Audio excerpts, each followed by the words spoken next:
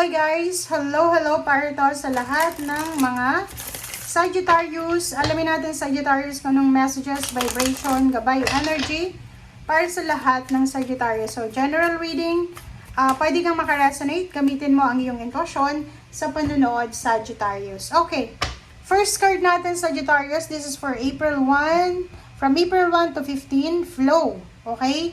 So, yung message sa'yo ng flow card is find an easier path forwards. Surrender the outcome. Release your expectations.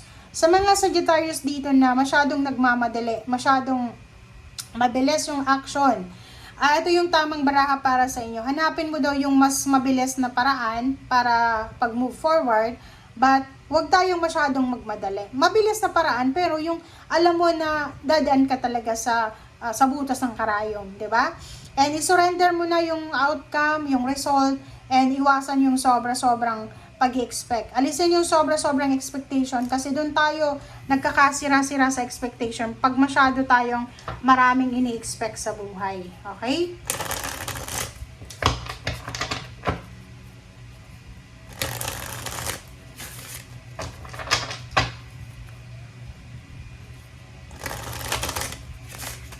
Oh, sorry. Sobrang gulas talaga guys ng baraha ko. Okay. Flow. First card natin is Four of Wands. Okay, Four of Wands, isang happy occasion na pwedeng magdala sa'yo ng stability and balance. So, masasabi natin is family occasion. Ito yung foundation mo. Pwedeng may magsa-celebrate ng wedding anniversaries, pwedeng may mga housewarming, house blessing, merong additional member ng family, may buntis, magbubuntis. Meron ditong Sagittarius na pwedeng may reunion. Meron ditong Sagittarius na pwedeng may reconciliation or apology, forgiveness na mangyayari sa buhay nila. Next card is Magician. So, sinasabi ng Magician card na to na lahat ito ay possible. Diba? Sa relationship, sa love life, sa pera, sa spiritual.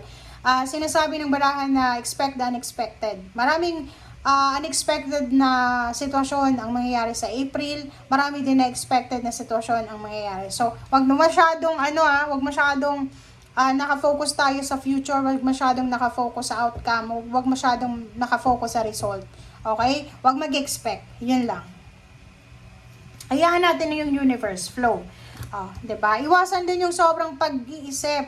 Okay? Wag masyadong wag masyadong negative, masyadong toxic yung isip natin, ha? Wag mag-aalala. Hayaan natin ang mundo na gumalaw according sa kung ano yung gusto niyang igalaw. Okay? Three of Cups is a confirmation about Four of Wands. So, maraming rason para maging masaya. Pwedeng may invite ka sa isang okasyon, or pwedeng ikaw yung may okasyon, or pwedeng yun nga. So, piyesta, merong mga rason kung bakit ka magse-celebrate this month of April. Okay? Seven of this, if you're waiting for money, financial gain, financial na hinihintay mo, like may mga utang sa'yo, walang nagbabayad, unexpected siya, pwedeng may magbayad na sa'yo this month. Kung halimbawa may ginawa ka na, like yung trinabaho mo na siya, like naghihintay ka ng salary increase or pagtaas ng posisyon mo, or naghihintay ka, like for example, gusto mo nang mag-retire ng early, sinasabi ng baraha dito na konting tiis pa, konting pagtsatsaga pa, konting paghihintay pa, parating ka na doon. Okay? Papunta ka na doon sa talagang hinihintay mo. Okay. Tingnan natin dito sa last deck mo, Sagittarius.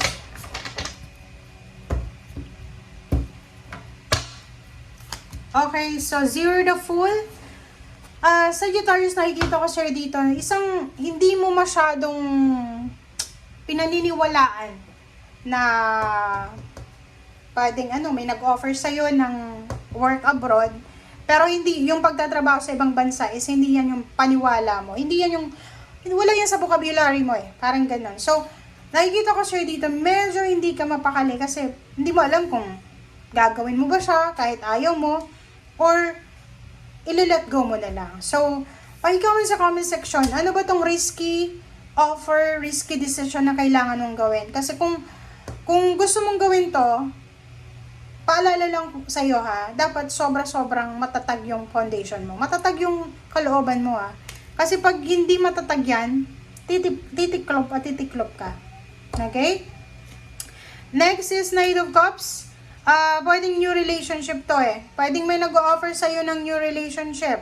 Pwedeng may nag-o-offer sa'yo ng friendship, collaboration. Pwedeng may nag-o-offer sa'yo ng pera. Or ano ba yan? Assistance. May nag-offer sa'yo ng bahay na magkasama kayo sa bahay para makatipid siya. Di ba? Parang ganun. So, comment down below if you resonated.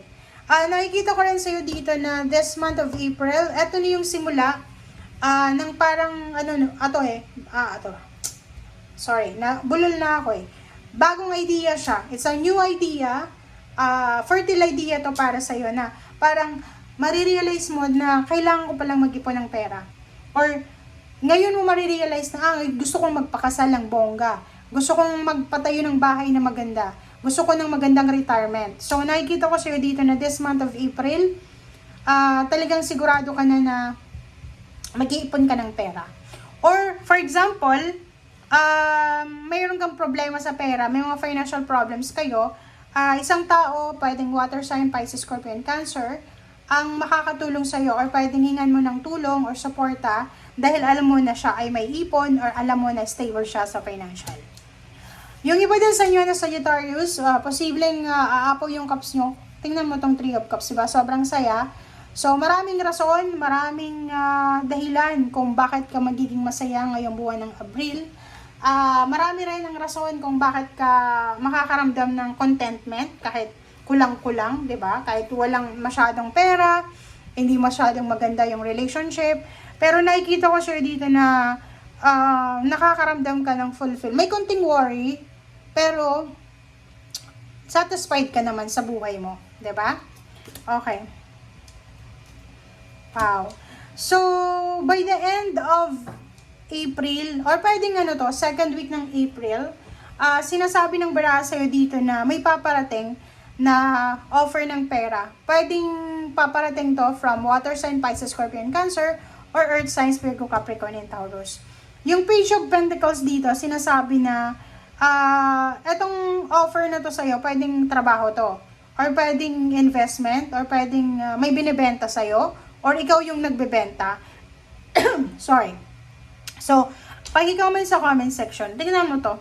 'Di ba? Yung Page of Pentacles na to, pwedeng siya, masasabi natin na November or December of 2025, Pasko siya, or pwedeng November is your birthday season. Pwedeng sa birthday mo, may mag-offer sa'yo ng regalo, or posibleng November, mayroon ka talaga na bibilhin kasi nakapag-ipon ka na. Okay?